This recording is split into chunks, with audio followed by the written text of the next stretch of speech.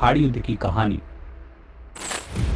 ये कहानी शुरू होती है साल 1980 में ईरान इराक युद्ध से। ईरान और इराक में क्षेत्रीय विवाद के नाम पर शुरू हुआ ये युद्ध लगभग 8 वर्षों तक चला। हालांकि इस युद्ध का कोई निर्णायक परिणाम नहीं निकला। 1988 में दोनों देशों के बीच युद्ध विराम हो गया, लेकिन इस युद्ध में दोनों देशों के कई हजार नागरिकों की जान गई। क्योंकि अमेरिका और सोवियत संघ से भी ईरान के संबंध अच्छे नहीं थे, इसलिए अमेरिका इस युद्ध के प्रति तटस्थ रहा, जबकि सोवियत संघ ने इस युद्ध में इराक को परोक्ष रूप से बहुत सहायता प्रदान की। इराक ने इस युद्ध के दौरान अपने सैन्य संसाधनों को बहुत अधिक मात्रा में बढ़ा लिया था और इन सैन्य संसाधनों को बढ़ाने और 8 वर्षों तक युद्ध में रत रहने की वजह से इराक पर बहुत अधिक कर्ज हो गया था। इराक को सबसे अधिक कर्ज दिया था कुवैत और सऊदी अरब ने। इराक इन दोनों देशों पर कर्ज माफ करने को लेकर दबाव बना रहा था। दोनों देश कर्ज माफी को तैयार नहीं थे, लेकिन कर्ज माफी सिर्फ एक बहाना था। इराक कुवैत के तेल के कुओं पर अधिकार करना चाहता था, क्योंकि ये छोटा सा देश कुवैत दुनिया के 10% पेट्रोलियम ऑयल भंडार का मालिक था। इराक ने कुवैत पर कई तरह के आरोप लगाने शुरू किए, जैसे कुवैत उसकी सीमा से तेल की चोरी कर रहा है। कुवैत ओपेक द्वारा निर्धारित मात्रा से अधिक तेल का उत्पादन कर रहा है, जिससे तेल के मूल्य गिर सकते हैं। इन आरोपों को आधार बनाकर इराकी तानाशाह सद्दाम हुसैन ने कुवैत पर आक्रमण करने की धमकी दी। 2 अगस्त 1990 की सुबह कुवैत के लिए अंधेरा लेकर आई। 2 अगस्त को सुबह होने से पहले ही इराकी सैनिक कुवैत की सीमा के अंदर घुस चुके थे। उन्होंने कुवैत की पार्लियामेंट पर कब्जा कर लिया था। कुवैत की छोटी सेना इराक के सैनिकों को घुसने से नहीं रोक पाई।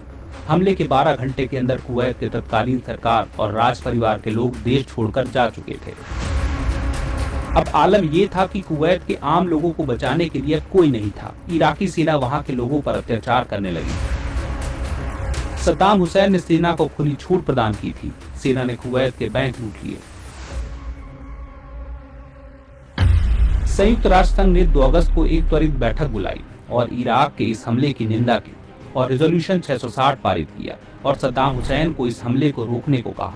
लेकिन सद्दाम हुसैन कहाँ रुकने वाला था। संयुक्त राष्ट्र ने 6 अगस्त को रिजोल्यूशन 661 पारित करके इराक पर कई तरह के आर्थिक प्रतिबंध लगा दिए। दरअसल इस युद्ध ने पूरी दुनिया को चिंता में डाल दिया था, क्योंकि यह युद्ध पूरे विश्व की अर्थव्यवस्था को ध्वस्त कर सकता है। दुनिया तेल आपूर्ति के लिए मिडिल ईस्ट एशिया के देशों पर निर्भर थी और इस युद्ध के रुकने की कोई गुंजाइश दिखाई नहीं दे रही थी।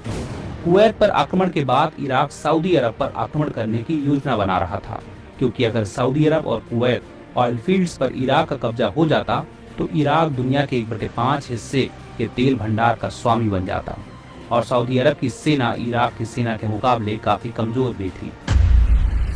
7 अगस्त 1990 में अमेरिका के नेतृत्व में ऑपरेशन डेजर्ट फील्ड की शुरुआत हुई।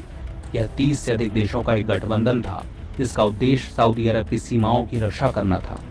गठबंधन में शामिल देश की सेनाएं सऊदी अरब की सीमाओं पर तैनात हो गईं। 8 अगस्त को इराक ने कुवैत पर अपना पूर्ण कब्जा घोषित कर दिया। 29 नवंबर 1990 को संयुक्त राष्ट्र ने एक प्रस्ताव पारित किया, जिसके तहत यूएन ने इराक को कुवैत से हटने के लिए 6 हफ्ते का समय दिया, यानी 15 जनवरी 1991 तक का समय। यूएन ने कहा 15 जनवरी तक अगर इराक कुवैत को आजाद नहीं करता है तो उस पर सैन्य कार्रवाई की जाएगी।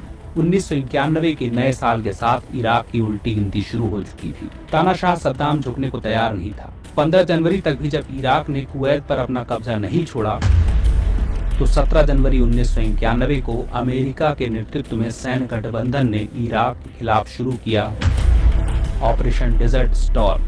चूंकि इराक ने ईरान से युद्ध में केमिकल वेपन्स का इस्तेमाल किया था, इसलिए इस युद्ध में भी सैनिकों को इस बात का डर था कहीं इराक इस युद्ध में भी रासायनिक हथियारों का इस्तेमाल न करे। इसलिए अमेरिका ने इराक पर हवाई हमले करने शुरू किए।